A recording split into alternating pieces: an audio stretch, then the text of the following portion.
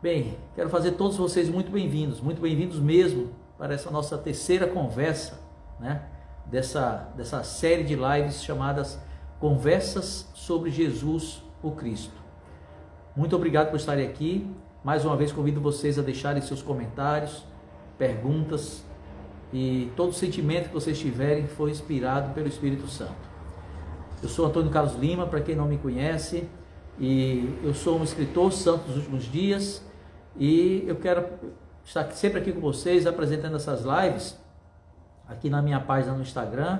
Esse conteúdo depois é repostado lá no YouTube, no meu canal no YouTube, Antônio Carlos Lima. Vocês vão procurar, vão ver minha foto lá, vocês vão achar. Então, sempre tem. Eu sempre coloco o link aqui nos meus stories. Então, ainda hoje, esse vídeo vai estar lá no YouTube, para quem quiser assistir de novo, ouvir novamente, pode compartilhar seu pensamento lá no YouTube. Sejam muito bem-vindos, tá? Você pode me seguir aqui no Instagram, se ainda não me segue, pode seguir também a página lá no YouTube, o canal no YouTube, para que você possa ir recebendo sempre mais informações sobre isso. Quero convidar você a fazer isso. Os assuntos dessas nossas conversas são baseados no livro Jesus o Cristo, do Elder Talmud, e também nas Escrituras, nas Escrituras Sagradas, antigas e modernas. O acesso a esse conteúdo é totalmente livre e totalmente gratuito.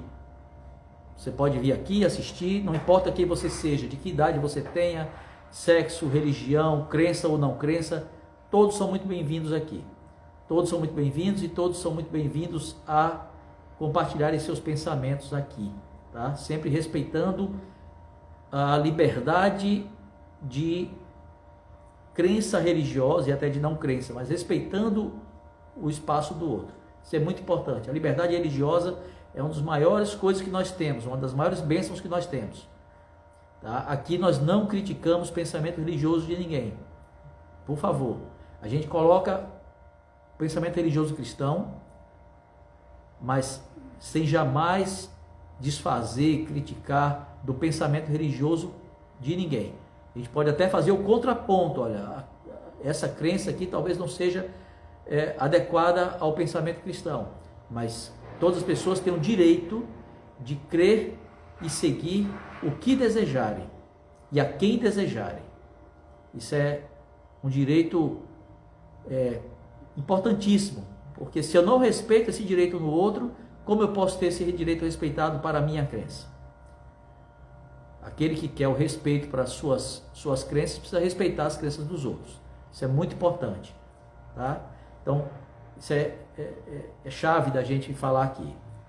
Essas conversas, eu já falei isso, mas não custa repetir, não substituem aula da escola dominical, do instituto, da Igreja de Jesus Cristo dos últimos dias, nem aula, nem sermão, nem ensinamento de nenhuma outra religião.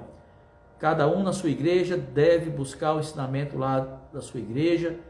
O nosso propósito aqui não é substituir, não pretendemos isso de forma alguma. Nosso propósito aqui é ter uma conversa entre amigos sobre Jesus Cristo. Só isso.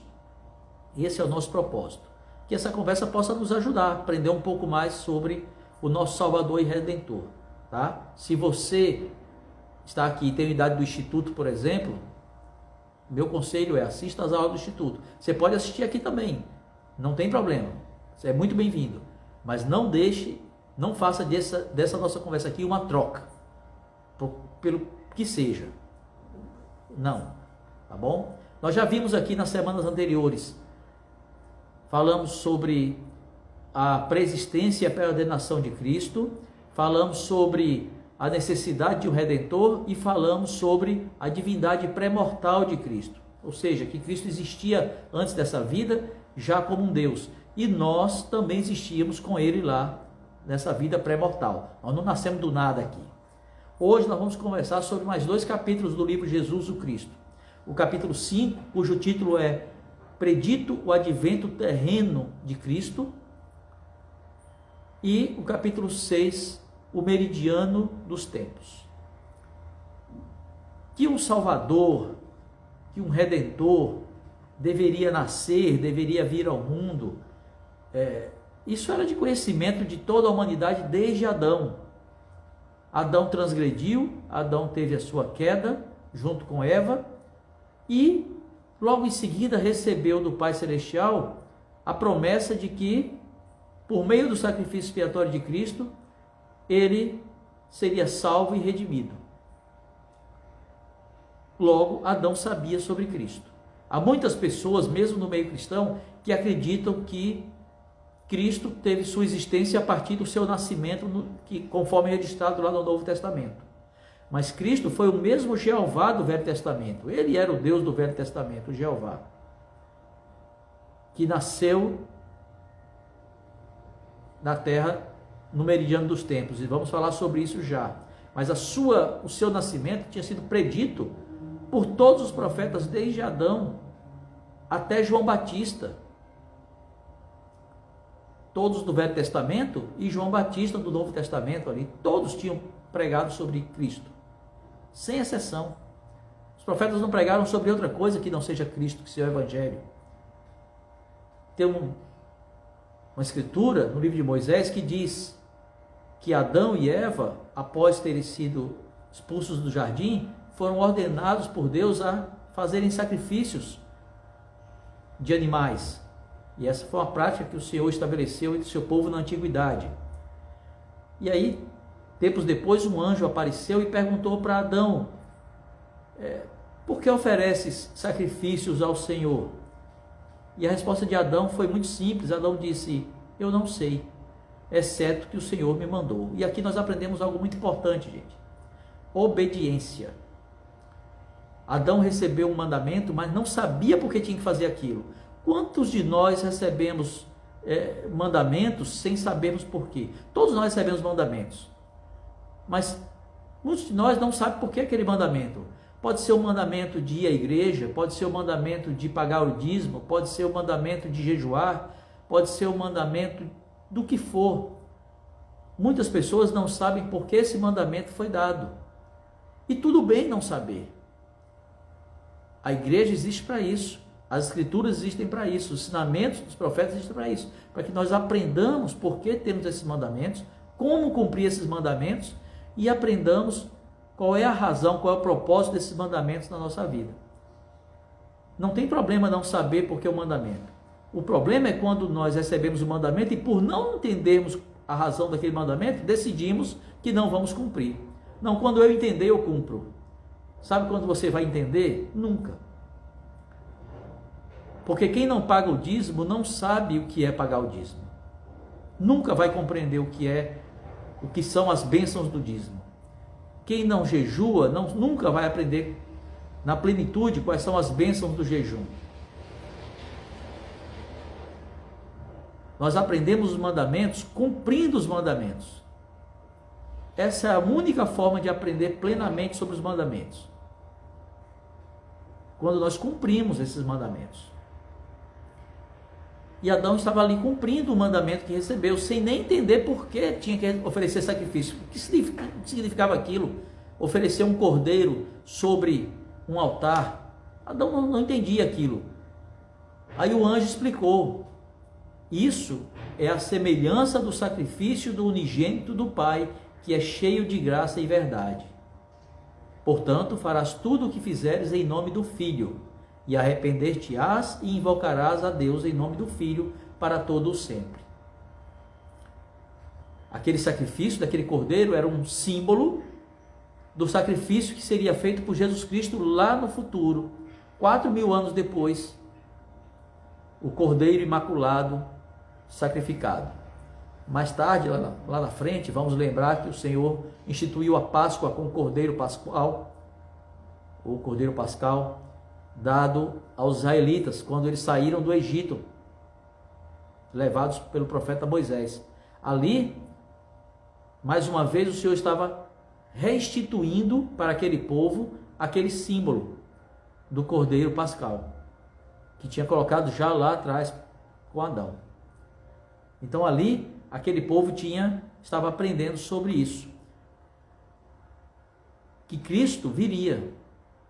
a grande razão daquele sacrifício é para lembrar o povo de que Cristo, o Cordeiro Imaculado, morto desde antes da fundação do mundo, porque morto desde antes da fundação do mundo, nós falamos sobre isso na semana passada, gente, porque ele já tinha sido pré-ordenado, já tinha sido designado por Deus para ser o grande sacrifício daqueles que seguissem a Cristo, ou seja, para nos levar à presença de Deus. Então ele estava pré-ordenado para isso. E aquele grande sacrifício nos lembrava os israelitas disso, de que ele tinha sido pré-ordenado, que era o Cordeiro morto desde a fundação do mundo, viria à terra e se sacrificaria de fato, como se sacrificou no jardim do Getsêmani e na cruz, e ressuscitou no terceiro ato do seu grande sacrifício expiatório, que é o ponto central de toda a história da humanidade, é o sacrifício expiatório de Cristo. Cristo estava sendo pregado desde Adão. Uma outra evidência muito importante, muito significativa, foi quando ainda no Éden, vocês vão lembrar da história de Adão e Eva, quando eles caíram, comeram do fruto, falamos sobre isso na semana passada também, e eles caíram, mas eles estavam ali no Éden, e Satanás mandou eles se esconderem, lembram disso? E o Senhor, o Pai veio e chamou por Adão, e Adão se apresentou, e Eva também, e eles relataram ao Pai o que tinha acontecido, como tinha acontecido, que a serpente tinha enganado, e vocês lembram, está lá no registro no Gênesis, está lá também no livro de Moisés, o que foi que o Pai fez? Ele repreendeu Satanás, e ele disse algo bem interessante, está lá no capítulo 3, no versículo 25 do livro de Gênesis. E porei inimizade entre ti e a mulher, e entre a tua semente e a sua semente. Esta te ferirá a cabeça, e tu lhe ferirás o calcanhar. Foi o que o Pai disse a Satanás naquele momento ali no Éden, pouco antes de expulsar Adão e Eva daquele lugar. Olha o que ele está dizendo aqui, o que o Pai está dizendo aqui, gente, nesse versículo do Gênesis, capítulo 3, quem quiser acompanhar aí nas suas escrituras, fiquem à vontade. Ele está dizendo bem claramente aqui: porém inimizade entre ti, Satanás, e a mulher. Ele não falou sobre Adão, ele falou sobre a mulher, Eva, e as filhas de Eva, Claro, ele estava falando ali, ele disse, entre a tua semente, Satanás, ou seja, aqueles que te seguirem, e a sua semente, ou seja, a semente da mulher. E disse que a semente da mulher feriria a serpente na cabeça, ou seja, mataria a serpente, embora a serpente antes teria o poder de ferir o calcanhar da semente da mulher, que foi o que Satanás fez, ou os enviados de Satanás fizeram, que mataram o Cristo, mas o Cristo derrota o inimigo ao final de tudo, ou seja, ferir a cabeça da serpente. Mas vejam que essa promessa, essa certeza dessa vitória sobre o pecado, sobre a morte, veio por meio da mulher. E diz que Satanás, que é inimigo de Deus e é nosso arqui-inimigo, iria feri-lo e ele iria ferir Satanás, mas a semente da mulher, ou seja, a descendência da mulher, não foi ao homem, nem foi ao casal, foi à mulher. E qual é o único exemplo na história da humanidade de a semente da mulher não ter qualquer associação com uma paternidade mortal? Só Cristo. Ele é o único que nasceu da mulher na terra, mas de um pai imortal, o Pai Celestial. Aqui nessa escritura de Gênesis está dizendo bem claro, Cristo vai nascer. Está sendo predita predito o nascimento de Cristo. Todos os profetas, desde Adão até João Batista, predisseram sobre Cristo, como já mencionei aqui com vocês. Quero convidar vocês, gente, a deixarem seus comentários, seus sentimentos, seus pensamentos aqui no nosso chat, tá bom? Vamos lembrar, gente, isso aqui não é um curso. Não é um curso. Eu não sou um professor chamado e designado aqui. Eu sou aqui só um instrumento, um irmão em Cristo, que, por influência do Espírito Santo, decidi vir aqui e ter essa conversa com vocês todos os sábados sobre Jesus Cristo. É só isso. Eu não sou um professor aqui. O professor é o Espírito Santo, sempre é o Espírito Santo. É Ele que ensina, é Ele que testifica, é Ele que confirma toda a verdade de todas as coisas. É Ele. Eu quero convidar, então, todos vocês a compartilharem o que o Espírito Santo ensinar a vocês durante essa nossa conversa. Coloquem aí no chat tudo que o Espírito foi ensinando a vocês, ou qualquer comentário que vocês se sentirem inspirados a comentar, ou qualquer pergunta que vocês se sentirem inspirados a fazerem. Essa troca de conteúdo inspirado, do que eu estou falando, do que vocês vão falando, vai ajudar muitos que estão assistindo aqui, ou que vão assistir depois no YouTube. Tá bom? Então quero convidar mesmo vocês a participarem. É o Espírito que conduz, não sou eu. Aqui não é para ser um monólogo, não é para ser eu falando e vocês só ouvindo. Compartilhem aquilo que vocês sentirem. Escrevam aí, tá bom? Vimos que todos os profetas falaram sobre Cristo. Todos, do hemisfério ocidental, do hemisfério oriental. Todas as escrituras, a Bíblia, o livro de Mórmon, todos testificam sobre o nascimento de Cristo. Todos os profetas que existiram nos dois hemisférios antes do nascimento de Cristo testificaram dele, sem exceção. E o próprio Salvador, já em vida, lá em Jerusalém, falou sobre isso. Ele disse no livro de Lucas, capítulo 24, versículo 44, são estas as palavras que vos disse, estando ainda convosco, que convinha que se cumprisse tudo o que de mim estava escrito na lei de Moisés, e nos profetas e nos salmos. Ou seja, o próprio Salvador testificando que os profetas tinham falado sobre ele, tinham testificado sobre ele. Assim, gente, nós vemos que todos os profetas testificaram de Cristo. É claro que outras pessoas, fora os profetas, também receberam revelação pessoal sobre o advento de Cristo.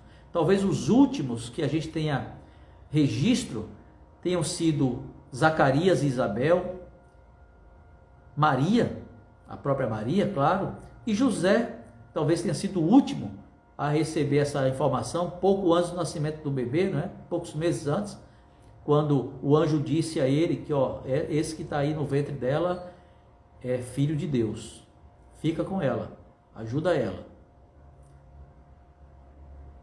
Que bênção sabermos por nós mesmos que Jesus é o Cristo, não porque outros disseram.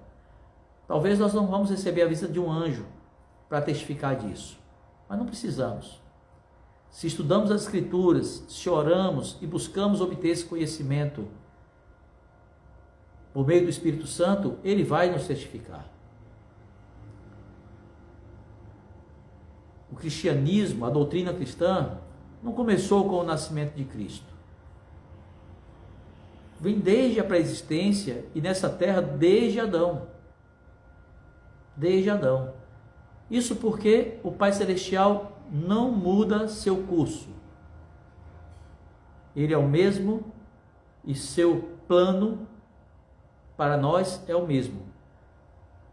Ele não decidiu uma coisa e depois lá no final do Velho Testamento disse, então o negócio não deu certo. eu vou mandar Jesus Cristo para ver se resolve agora. Não é assim, gente. Deus não trabalha por tentativa e erro. Nós até podemos trabalhar por tentativa e erro, mas Deus não. Deus não trabalha por tentativa e erro. Ele sabe exatamente o que está fazendo, ele não é um amador. Ele sabe exatamente o que está acontecendo e o que está fazendo. Então, tudo, desde o princípio, segue conforme previsto no plano de felicidade, no plano de salvação, no plano eterno de Deus. Tudo. A nós, cabe-nos aprendermos sobre esse plano, a nós resta seguirmos esse plano, que é seguir a Cristo. Tá?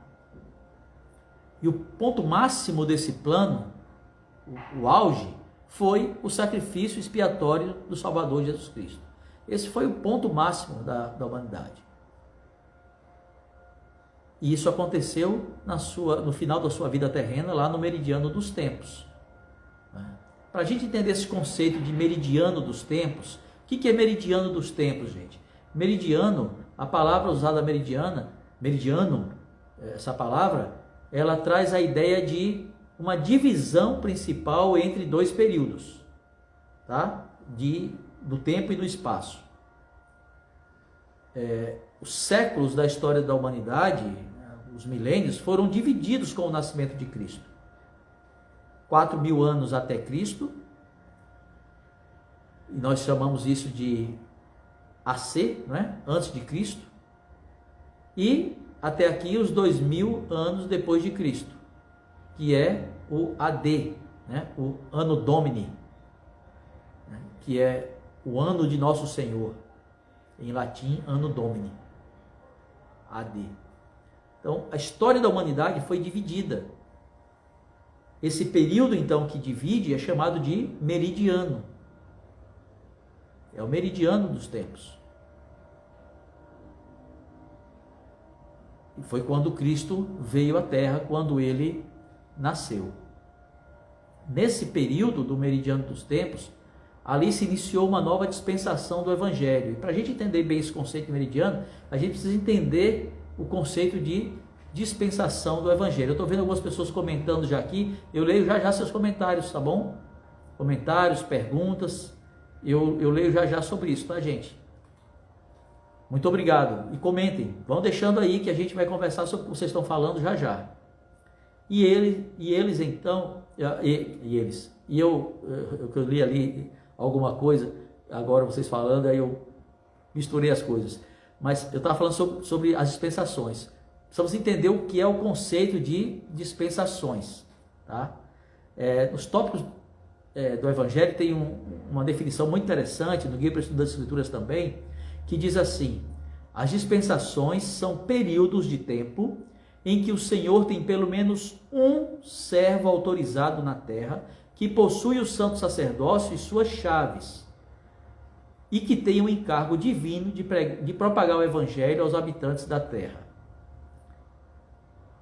Então, sempre que existiu pelo menos um portador do sacerdócio, possuidor de todas as chaves, ali havia uma dispensação do Evangelho. Talvez alguém pergunte, mas isso não existiu desde sempre, não? Não. Começou com Adão, ele foi o primeiro. Mas ao longo da história da humanidade, tivemos vários períodos de apostasia. O que é apostasia? Apostasia significa afastamento da verdade.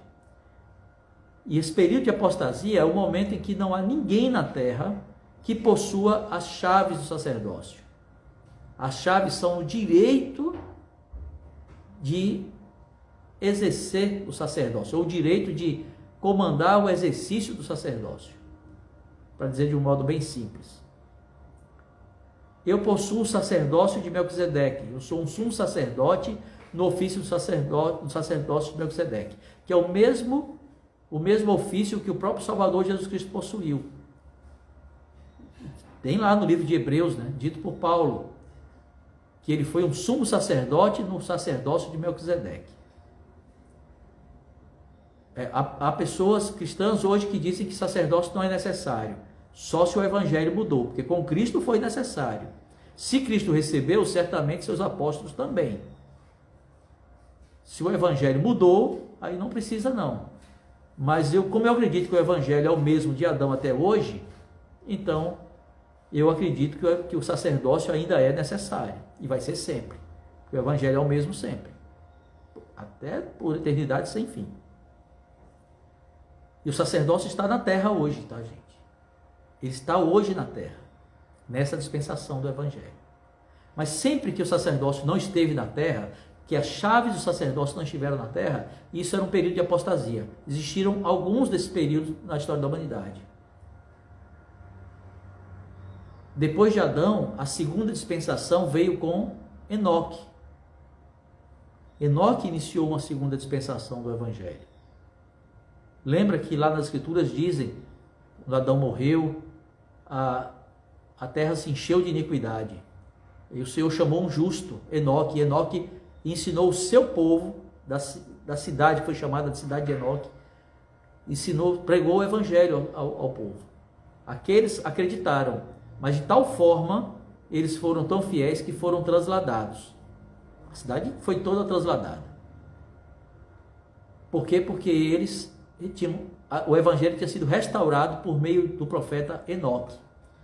Depois, lá na frente, teve o grande dilúvio, e a terra foi novamente passada por uma dispensação, por uma nova restauração.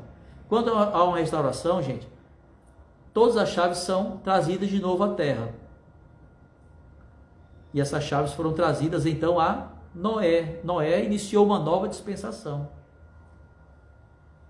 Noé recebeu a dispensação, houve o dilúvio, Noé começou a história da humanidade de novo na terra.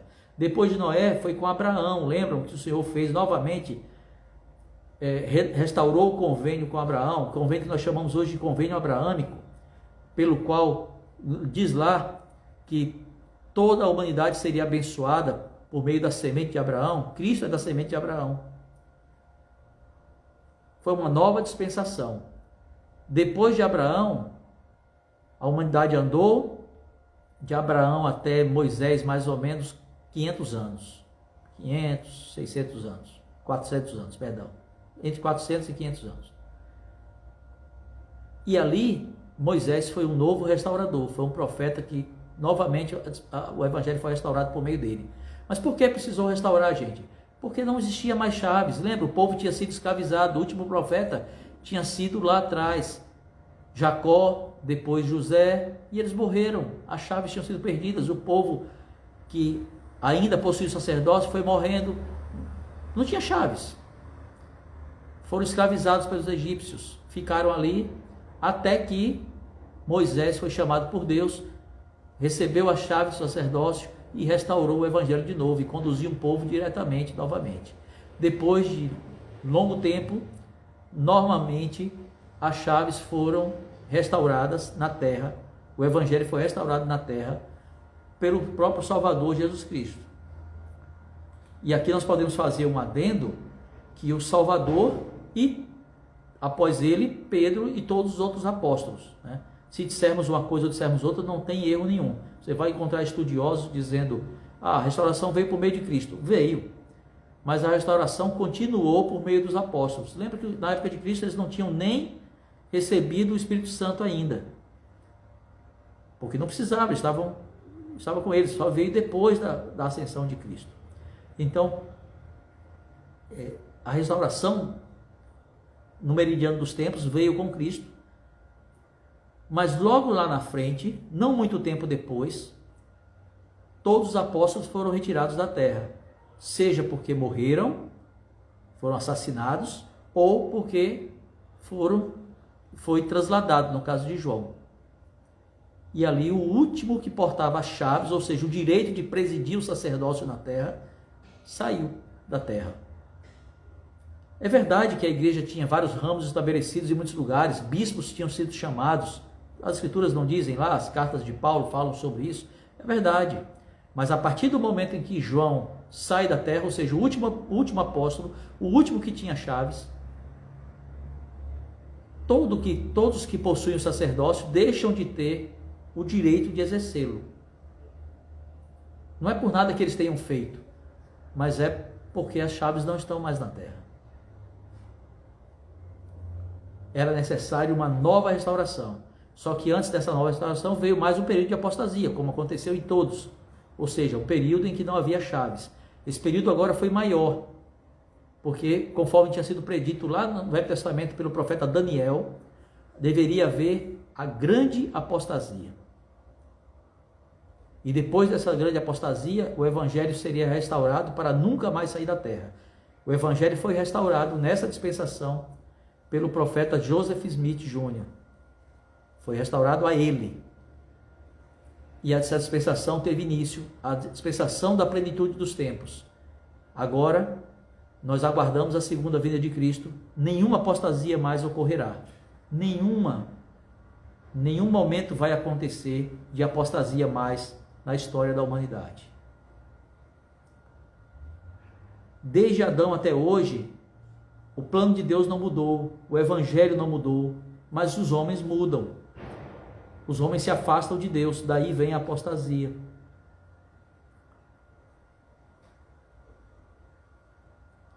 E daí vem a necessidade de uma restauração. Sempre que ocorreu uma apostasia, o evangelho foi novamente restaurado em seguida. Talvez algumas pessoas pensem, mas o evangelho lá do Velho Testamento, dos israelitas do Velho Testamento, era diferente do evangelho do Novo Testamento. Não é não. É o mesmo evangelho. O mesmo evangelho.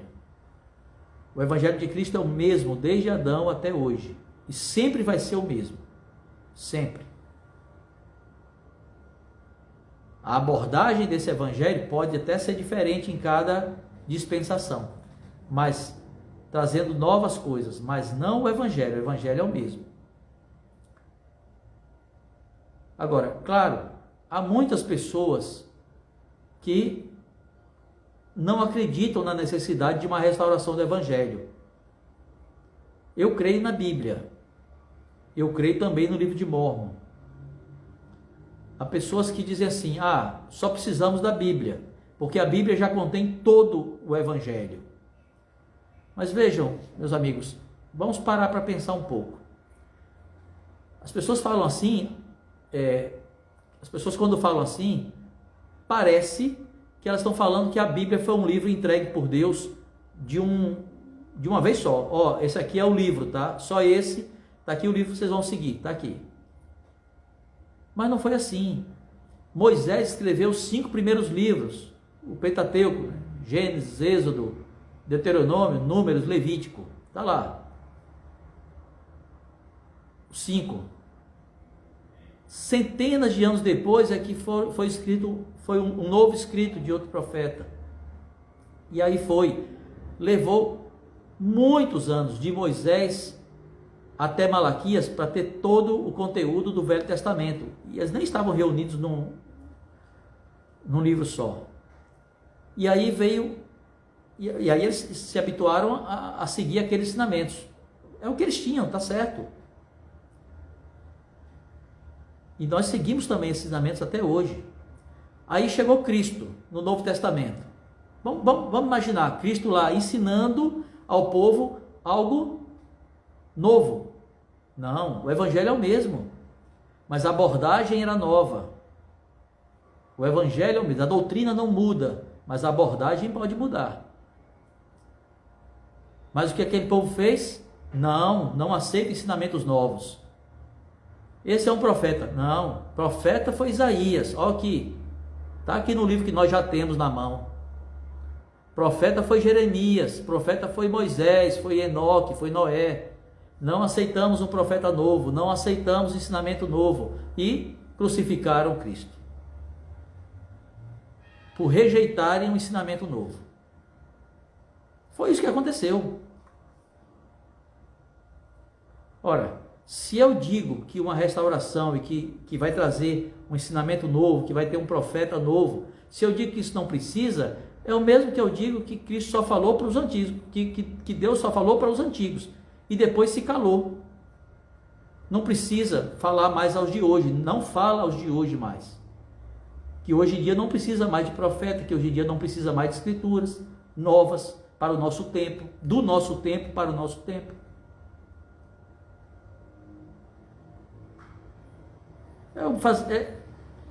Se fosse assim, nós só teríamos os 5 primeiros livros de Moisés. Não teríamos mais nenhum outro livro. As mesmas pessoas que pensam dessa forma são iguais aos que pensaram dessa forma na época de Cristo. Pensam que ensinamentos novos, que um profeta novo é desnecessário e até é herético. É uma heresia. Não é o mesmo que diziam sobre Jesus Cristo? Chamavam ele de filho do demônio, porque ele estava ali se apresentando como filho de Deus, como um profeta. Chamaram também Pedro disso, e todos os apóstolos, e mataram todos eles, alguns crucificados, outros guilhotinados na base da machadada, outros mortos de maneiras tão cruéis quanto. Por quê? Porque se atreveram a pregar o evangelho restaurado naquela época, a se apresentarem-se como profetas naquela época. Não fazem o mesmo hoje com os profetas, com aqueles que se apresentam hoje como profetas, com os escritos novos.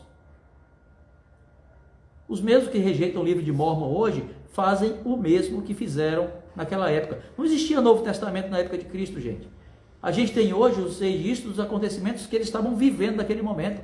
Ninguém na época de Cristo tinha Novo Testamento. Aí a pessoa acha que a Bíblia é completa, não precisa mais do que aquilo, como se a Bíblia tivesse sido recebida por inteiro. Ora, a cada tempo as pessoas foram recebendo mais e mais e mais e mais. E foram aqueles que foram aceitando essa adição de conhecimento divino, foram seguindo a Cristo. É um entendimento errôneo, gente, errôneo. As pessoas querem colocar uma mordaça em Deus. Não, se cale, Deus. Você não tem o direito de falar mais. Colocando uma mordaça em Deus. Deus não pode falar mais, Deus já está calado, ele não tem o direito de falar mais com ninguém. Não tem direito de ter profeta. Profeta não pode mais ver as visões de Deus, as revelações de Deus. Bota uma venda dos profetas. E em todos nós coloca uma taja na cabeça assim, inferior. Porque é o que somos. Se nós não temos a dignidade de ter profetas hoje como os anteriores tiveram, então eles são superiores a nós. Eu rejeito essa taja de ser inferior. Eu rejeito que seja colocado uma mordaça na boca de Deus. Deus não pode ser calado por homem nenhum. As pessoas querem encaixar Deus no seu pensamento.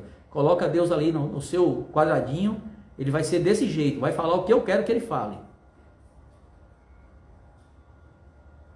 Não pode ser assim, gente.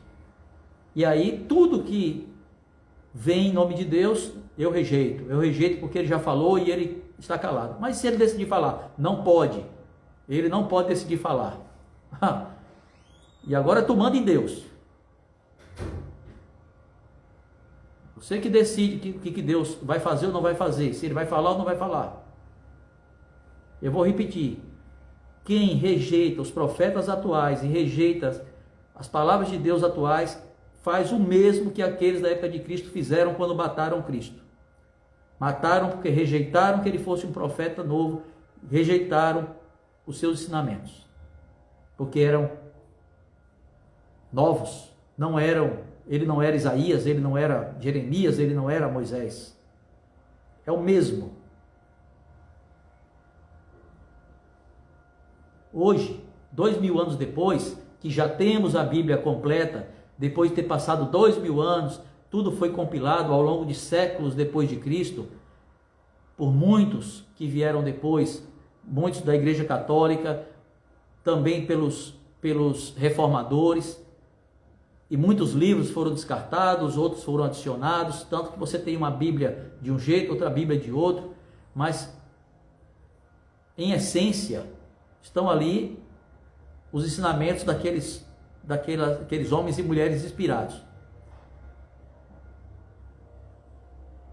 Então nós temos uma Bíblia hoje. Aí as pessoas hoje olham para essa Bíblia inteira e dizem assim, olha, nisso aqui que eu creio. Não prestam atenção em tanta coisa que se passou ao longo do tempo para que tivesse esse livro inteiro. Quantas pessoas tiveram que acreditar apenas num pedaço e acreditar no novo que chegava depois. Porque por pessoas que acreditaram depois no novo, é que nós temos a Bíblia completa hoje. Senão, nós nem teríamos o Novo Testamento, porque teria sido rejeitado por todo mundo. Esse era o plano de quem matou a Cristo. Aí hoje nós aceitamos o Novo Testamento, e tem pessoas que aceitam o Novo Testamento, mas diz assim, também só aceito até aqui. Oi. Como assim? Que medo é esse de acreditar em algo novo? De pesquisar sobre algo novo, de perguntar a Deus se aquilo novo é verdadeiro? No livro de Mórmon, lá no final do livro de Mórmon, no último capítulo, tem um convite e uma promessa. De que se você ler aquele registro e você orar sinceramente e perguntar a Deus, Ele vai lhe responder se o livro é verdadeiro ou não, se vem de Deus ou não. E as pessoas têm medo de orar, de perguntar a Deus, têm medo da resposta, porque sabem que Deus não mente e que não vai poder mentir sobre o que Deus falar. Eu sei o que Deus vai responder. Levou 2000 anos para as pessoas acreditarem, terem a Bíblia e acreditarem plenamente no Novo Testamento, só porque ele está lá na Bíblia. Eu espero que não leve tanto tempo, para que muitos acreditem também no livro de Mórmon. E que só rejeitam ele porque ele não está na Bíblia.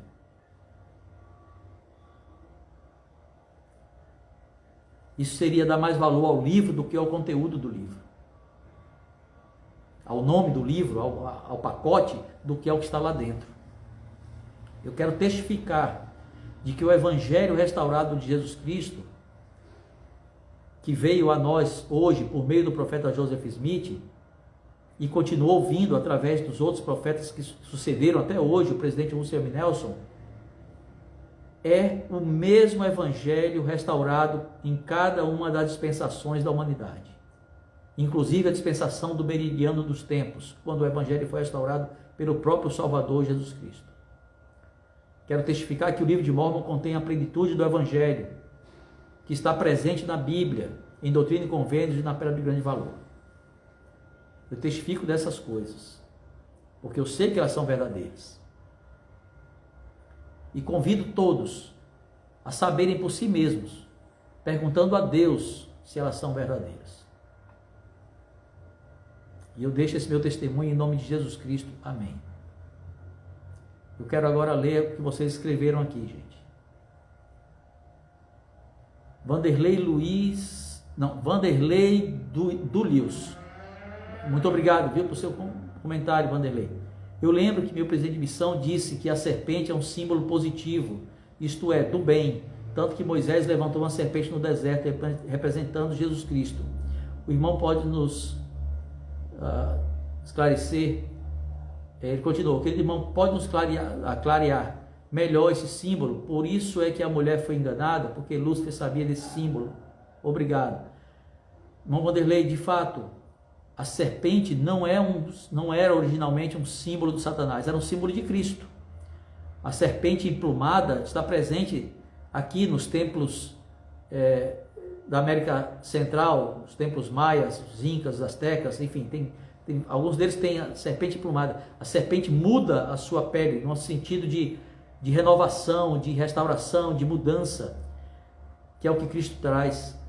Esse era um símbolo de Cristo. A serpente, que é Satanás se apoderou desse símbolo, como o grande enganador que ele é, e usou esse símbolo para si. Ele faz isso com muitas coisas, a grande coisa dele é enganar. Lá no Apocalipse está dizendo que um dia, essa terra que será celestializada, será como um mar de vidro. O reino celestial, gente, é aqui mesmo. Essa terra vai ser modificada, vai ser celestializada. Essa terra já foi batizada no dilúvio, vai ser queimada, que é o dom do Espírito Santo, simbolizando o Espírito Santo, o recebimento do Espírito Santo, e ela vai se tornar celestializada. E aqui vão viver os celestiais. E lá no Apocalipse diz que essa terra será como um mar de vidro, e você vai olhar para ela e vai ver o passado, o presente e o futuro. Eu não sei como é que vai se dar isso, mas eu sei que vai acontecer, porque está lá, escrito por um santo profeta de Deus, que recebeu isso por revelação divina.